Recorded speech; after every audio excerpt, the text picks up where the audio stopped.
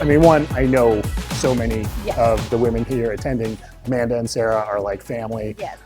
And our company, Optismo, has been such a big supporter of this entire initiative from the beginning. Yes, I do know that. So I'd love to hear your experience with LinkUnite. So my experience is when the ladies first started talking about it, we met in New York and had a dinner, and we were all kind of frustrated with something along the line, not with any one person or any one thing, but a culmination of things. I was just saying how neat it was to see how many people are here and how many people have come back, because then they see value in it and what it's doing. So that's awesome. Well, and we do work in a very, let's face it, boys club industry. I've been in it for 20-ish years, and it's always been pretty male dominated. My first ad tech in New York, I went up the escalator and I was one of two women that I knew, and there was booth girls. I never thought about it then because I was too busy building my own company with my head down and growing. So I finally got to a place in life where it's a nice place to give back, and it's amazing the talent that's out there. So yeah. Do you think it's changing? I mean, I still feel like it's still male dominated, but do you think we're seeing an evolution in our space? Oh yes, 100%. Yeah, absolutely. Especially in the last 5 years. I think there's a lot more opportunities for women in college to see that what they can do with a marketing degree.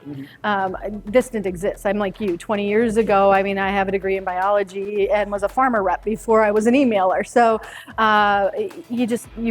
we found our way through trial and error.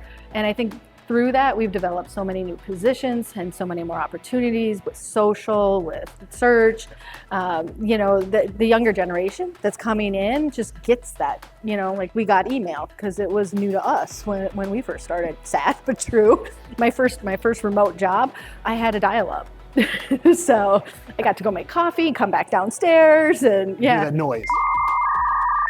Yeah, you've got mail. So that's exactly what it was. Yeah. So, looking at that, what are some of the biggest challenges you see in email or just in this space right now? Because I know we have a lot. Yeah, I think this space in general is transitioning into that consumer mindset. I think that's how people are going to get through some of these regulatory changes, being able to adapt. I was telling the ladies earlier today, like my litmus test is always putting my sights in front of my dad, who's 80, and saying, do you understand what this is? Like if you were to fill out your information and you check that box, do you know who would be calling you or what you might be buying?